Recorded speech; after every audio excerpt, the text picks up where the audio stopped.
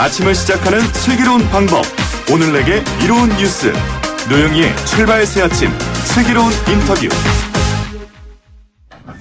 북한이 13일 동안 4번에 걸쳐서 발사체를 쏘고 있습니다. 발사체를 하나씩 쏠 때마다 술렁술렁 논란의 이슈들이 생산되고 있는데요. 하나씩 짚어보겠습니다. 자유한국당 김영우 의원 연결해서 자세한 얘기 들어보겠습니다. 의원님 안녕하세요. 네, 안녕하세요. 김영우입니다. 네, 자고 나면은 북한이 발사체 쐈다 이런 소식이 계속 들리는데요. 표면적으로는 뭐 한미 합동 군사 연습 때문이라고는 하지만 그건 아니겠죠? 다른 의도가 있습니까? 북한이 내세우고 있는 이유는 두 가지를 들고 있죠. 네. 우리의 한국의 첨단 무기 도입, F-35A죠. 스텔스 전략 폭격기죠. 네. 그 다음에 또 하나는 이제 말씀하신 대로 한미연합훈련인데, 이 두 가지는 사실 북한이 계속해서 굉장히 민감해 온 그런 이유입니다. 이것은 6.25 전쟁 이후에 계속해서 이제 한미 동맹, 또 한미 동맹에 기초한 한미 연합훈련을 가장 북한은 싫어해왔죠. 그래서 이것은 대외적으로 밝히기도 했지만 실질적으로 한미 동맹이 합동으로 훈련하는 것, 연합해서 훈련하는 것을 가장 꺼려합니다. 그것은 북한의 기본적인 입장은 한미 동맹을 느슨하게 만드는 것이다. 이것은 북한의 변치 않는 입장이다. 이런 생각이 좀 드네요. 그러니까 속내는 없을 것이다 이런 말씀이신 것 같은데 사실 작년에 우리가 한미 훈련을 올해보다 좀 더 세게 한 걸로 알고 있는데 그때는 그냥 넘어가지 않았나 해서요.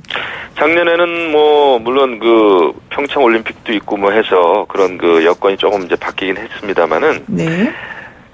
북한의 입장은 변한 적이 없어요. 그런데 이제 저희가 눈여겨볼 것은 지난해 3월에 정의용 국가안보실장이 네. 북한에 이제 특사로 다녀와서 그런 얘기를 한 적은 있죠.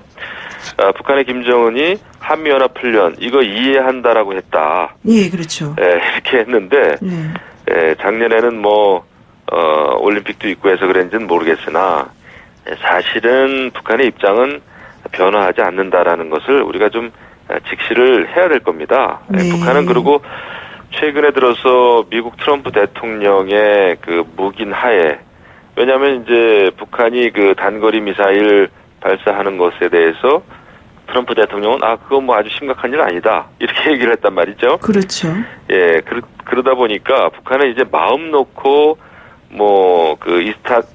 이스칸데라급이나 아니면은 자신들이 주장하고 있는 신형 방사포가 되겠죠. 이것을 계속 이제 다양한 실험을 지금 하고 있지 않습니까? 예. 정말 이틀을 또 3일이 멀다 하고 실험을 하고 있는데 이것은 가장 중요한 요인은 이것은 결국은 대한민국 공격용이라는 거예요. 그럼요. 예, 그것에 우리가 그 사실을 직시해야 되고 여기에 대한 이제 어떻게 방어 대비 태세를 바꿔야 되는가, 군사 대비 태세 해야 되는가 이것에 이제 우리가 초점을 맞춰야 되겠죠.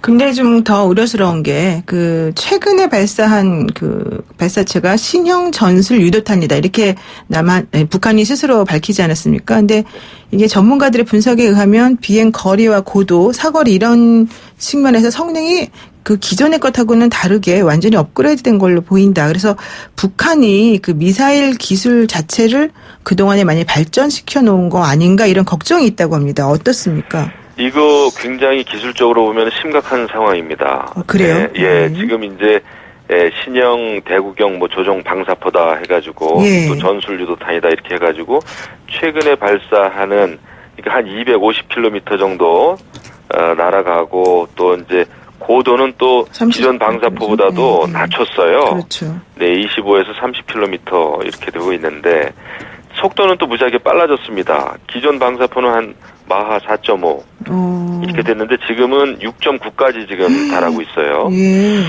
이렇게 속도는 빨라지고 고도는 낮아지고 하면은 일단은 요격이 불가능해요. 그러겠네요. 네, 이런 신형 방사포에 대해서는 우리 한국군도 그렇고 주한미군도 그렇고 요격 수단이 없습니다 지금요. 네. 네, 이렇게 봤을 때는 굉장히 우리가 위기에 처해 있다. 네. 이렇게 봐야 되겠죠. 지금 사실 근데 우리가 기억을 되돌려 보면 지난 한 3년 전에 사실 우리가 북한으로부터 군사 기밀이라고 하는 것이 하나 좀 유출이 된 게 있어요. 네. 거기에서 보면은 요즘에 쏘고 있는 이런 그 신형 그 방사포, 또 우리는 물론 이제 미사일이라고 뭐 이야기하고 있습니다만은 이런 그 수단에 대해서 준비를 계속 해왔던 것이 지금 드러나고 있는 거예요. 북한이요? 그래서 북한이요? 예. 이게 갑자기 이루어진 일이 아니고 수년 전부터 북한에서는 준비를 해왔습니다. 네. 제 기억에 2017년 3월인가요? 그 노동당 군수공업부 극비 문건 이것이 이제 유출이 됐는데 여기에 보면은 기존 방사포 로켓에 영상 유도 장치를 장착한다. 네. 이런 실험을 하고 있다. 이런 게 이제 그 유출이 됐는데 그 내용이 완전히 지금 실현 단계에 있는 거죠. 아무래도 북한은 뭐 우리가 핵을 동결하기로 약속은 하지만 우리들에게 실질적인 어떤 도움도 안 되고 진전도 없는 상황에서 논의 진전도 없는 상황에서 우리가 언제든지 이런 식으로 다시 군사적 공격을 할 수 있다는 걸 보여주기 위해서라도 이 실험을 꼭 해야 된다. 이런 입장인 것 같습니다. 근데 문제는 그런 식의 미사일 발사가 결국은 9.19 남북 군사합의 위반으로 여겨질 수 있다는 거 아니겠습니까? 그렇죠. 네. 9.19 군사 합의 사실 위반입니다. 명백한 위반이에요. 이건 정경두 국방부 장관도 뭐 이 점에 대해서는 이야기를 인정을 좀 한 것 같아요. 네. 네, 또 뭐 정의용 국가안보실장은 좀 다른 얘기를 했습니다만은 이것은 명백한 위반이에요. 왜냐하면 9.19 남북 군사 합의 그 내용에 육상, 해상, 그 다음에 그 하늘이죠. 네. 하늘에서 이 군사적인 긴장 또 충돌의 원인이 되는 적대 행위를 하지 않기로 이렇게 명시가 돼 있어요. 그렇죠. 그런데 일조에, 이것은 명백하게 대한민국을 겨냥하는 거다. 이렇게 경고까지 하면서 이것은 대남용 무력 시위다. 이렇게 천명을 하지 않았습니까? 네. 그러면서 이것을 발사 실험을 했기 때문에 이것은 뭐 누가 봐도 9.19 남북 군사 합의 정면 위반입니다. 네, 이것은 이론의 여지가 없어요. 그리고 뭐 우리말 제대로 신중하게 안 들으면 우리도 다른 생각할 수 있다. 뭐 이런 얘기까지 하고 있어서 사실상 협박이 아닌가 좀 생각도 드는데요. 협박도 이런 협박이 없어요. 그 네. 성명서 보면은 남조선 당국자는 뭐 바른 자세를 가져라 이런 식으로 아주 무시하는, 그게 사실은 우리 문재인 정부, 문재인 대통령을 겨냥한 건데요. 네. 바른 자세를 가져라. 이게 학교 선생님이 어린아이 훈육할 때 쓰는 얘기 아닙니까? 그리고 네. 또 맞을 짓을 하지 마라. 이것은 완전히 조폭 수준의 언어예요. 이런 것을 성명서에 담고 있는 상황입니다. 이렇게 봤을 때는 뭐 북한이 정말 대한민국 정부를 제대로 평가를 하는 게 아니죠. 네. 인정을 하지 않고 있다고 봐야 되겠죠. 네, 그렇군요. 그런데 이제 9.19 남북 군사 합의를 그래서 폐기해야 된다라는 주장이 야권 특히 자유한국당 쪽에서 계속 나오고 있는데 근데 그게 답이 될까요? 그거라도 없으면 더 문제되는 거 아닙니까? 사실은 남북 군사 합의서는 이미 북한으로 인해서 북한의 네. 여러 가지 이런 발사 실험이나 대남 경고에 의해서 폐기가 됐다고 봐야 됩니다. 이것이 실효성이 없어요. 사실상 폐기됐다고 보십니까? 예, 강제력도 없고요. 그렇기 때문에 우리가 이것을 폐기해야 된다라고 우리가 이제 정치적으로 주장을 합니다만은 제가 볼 때는 유효하지가 않습니다. 남북 군사 합의는요. 네. 정말 안타까운 상황인데 어쨌든 좀 잘 해결됐으면 좋겠습니다. 그런데 지금 여기에서 그 문 대통령이 남북 경협으로 일본을 극복할 수 있다 이런 발언을 한 걸 가지고 네. 야당에서 지금 계속해서 공격 포인트 들어오는데 예컨대 그 다음에 곧바로 북한이 발사체를 쏘게 되니까요. 네. 이런 상황이 지금 어떻게 남북 경협이 가능한 쪽으로 가게 될까요? 어떨까요? 불가능이죠. 지금 개성공단 문 여는 것도 어렵고 금강산 관광 재개하는 것도 어려운 마당에 네. 그 남북 경협, 평화 경제를 통해서 일본의 경제력을 따라잡는다. 이것은 사실상 불가능합니다. 우리가 남북 경협을 지금부터 열심히 하더라도요. 네. 앞으로 20년, 30년 후에나 겨우 내수 시장이 아마 좀 북한의 주민들이 구매력이 있을 겁니다. 네. 예, 동서독 통일을 봐도요. 그 통독, 독일 통일 이후에 한 20년 이상 걸렸습니다. 그 동독의 경제력을 어떤 구매력이 있는 동독 시민들을 만들기 위해서는, 국민들을 만들기 위해서는. 그래서 우리가 남북이 바로 경제적으로 남북 경협을 한다고 해도 그 내수 시장을 가질 정도의 경제력을 갖추는 것은 30년 후예요. 그래서 이것은 장기적인 정말 플랜인데 이것을 일본의 경제력을 따라잡는다라는 것은 이상주의를 넘어서 저는 거의 몽상가 수준이라고 생각을 합니다. 물론 대통령에 대해서 뭐 이런 표현이 어떤지 모르겠습니다만은 그 국정을 책임진 그 대통령은 굉장히 현실주의의 입장에 서서 대북 정책이든 국제관계든 그런 대책을 세우는 게 맞죠. 뭐 대통령이 지금 당장 이거를 해서 뭔가 뭐 문제를 타결하겠다라기보다는 이제 일본에 보내는 메시지로 생각하라 뭐 이런 얘기가 있습니다만 어쨌든 이게 조금 공감대가 없죠. 현재로서는 좀 부적절한 말 아니었나라는 네, 여론이 있습니다. 부적절하죠. 예. 예, 그러면 이제 그 다른 질문 한번 해볼게요. 이게 좀 한나라당, 아니, 저기 자유한국당 내에서도 사실은 힘들 것 같은데, 어제 논란이 되었던 그 당내 이야기, 나경원 자유한국당 원내대표가, 야권 보수 대통합과 관련해서 유승민 의원과의 통합을 일단 먼저 얘기를 꺼냈습니다. 이게 나경원 대표 혼자만의 생각인가요? 아니면 당에서 이미 어느 정도는 합의가 된 사항입니까? 뭐, 합의사항은 물론 아니죠. 네. 근데 그런 그 생각을 가지고 있는 의원들이 꽤 있죠. 근데 제가 생각하는 것은 저는 물론 안철수, 뭐 유승민 등등 예.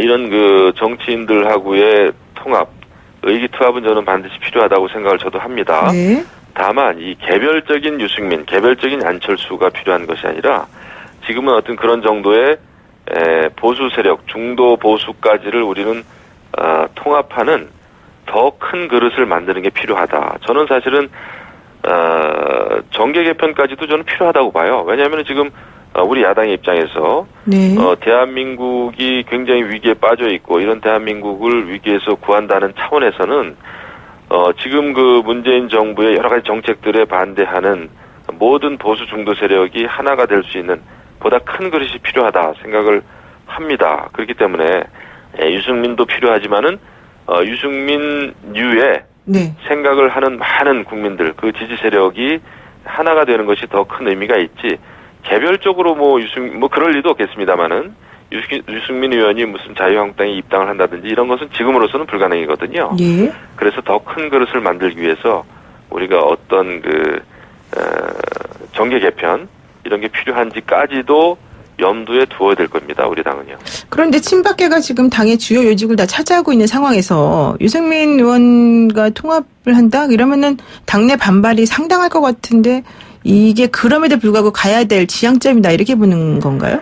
저는 논의를 시작해야 된다고 봅니다. 뭐 쉬운 일은 없겠죠. 쉬운 일이 없습니다. 그럼에도 불구하고 내년 총선 또 차기 대선에 승리하기 위해서는 네. 어려운 길도 가야 되겠죠. 우리가 그렇지 않으면 편안하게 그냥 안정적으로 지는 거죠, 뭐.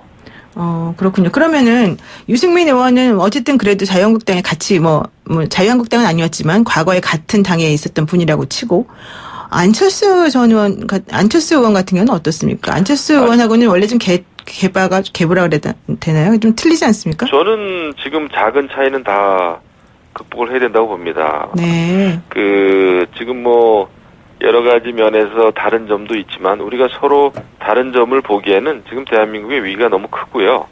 예, 어떻게든 과거에 달랐던 점, 뭐 특히 이제 뭐 박근혜 대통령에 대한 탄핵 국면에서 여러 가지 서로 다른 결정을 또 했던 분들이 있지 않습니까? 네네. 네, 그것을 우리가 극복을 해야죠. 그것은 우리 보수 전체가 서로가 입은 상처입니다. 그래서 그것은 헤집기보다는 이제 미래 지향적으로 나가기 위해서 나라를 뭐 구한다는 생각이면 우리가 가지고 있는 작은 차이는 극복을 해야 되고 미래지향적으로 나가야 된다. 우리가 지금 문재인 정부 적폐청산한다고 과거에 매몰돼 있다고 비판하는 마당에 네. 우리의 과거를 가지고 서로 헐뜯고 헤집는 것은 누구에도 도움이 안 된다라는 생각을 저는 하고 있어요. 근데 그렇게 되면은 결국 박근혜 전 대통령에 대해서 탄핵을 주도했던 그 분들과 그건 안 된다라고 생각하시는 분들과 결국 같이 합쳐가지고 좀 애매한 상태로 놔두게 되는 거 아닌가 좀 걱정되기도 그거는 하고요. 우리가 극복을 해야 됩니다. 이미 탄핵이 됐어요. 또 정치적으로 네. 탄핵이 됐고 법적으로 탄핵이 됐습니다. 그래서 그것은 우리 모두가 잘못했기 때문에 어쨌거나 그런 일이 벌어진 거 아니겠습니까? 네, 그런 건 같이 반성하고 같이 성찰하고 이제 미래를 위해서 우리가 손잡고 나아갑시다. 라는 큰 틀에서 통합이 이루어져야 되겠죠. 그거를 못하면 저희의 미래가 없다. 이렇게 생각합니다. 탄핵의 당위성에 대해서는 더 이상 얘기하지 말고 일단은 그럼요. 총선에 집중하자 이런 얘기죠. 그게 논쟁의 핵심이 되고 내년 총선도 또 박근혜 대통령 탄핵을 이슈로 해가지고 치르면 네. 저희에게는 불리한 거죠. 그렇죠. 그럼 마지막으로 하나만 여쭙겠는데 우리 공화당은 어떻게 되는 겁니까?